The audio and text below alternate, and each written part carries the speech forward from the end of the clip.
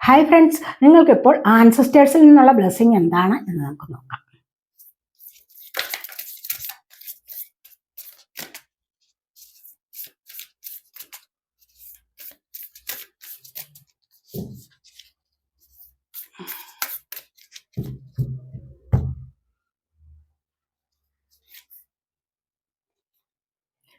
B fearless and stand strong. നിങ്ങൾ ഒരിക്കലും നിങ്ങളുടെ ഉള്ളിൽ പേടി വഹിച്ചുകൊണ്ട് നടക്കാൻ പാടില്ല. ഫിയർലെസ് ആവണം, പവർഫുൾ ആവണം എന്നാണ് ഇവിടെ നിങ്ങളുടെ ആൻസസ്റ്റേഴ്സ് നിങ്ങളോട് പറയുന്നത്. കാരണം പേടിയെ വഹിച്ചുകൊണ്ട് നടന്നു കഴിഞ്ഞാൽ തന്നെ നിങ്ങളിലേക്ക് വരുന്ന അനുഭവങ്ങളെല്ലാം നിങ്ങളെ പേടിപ്പെടുത്തുന്നതാണ്.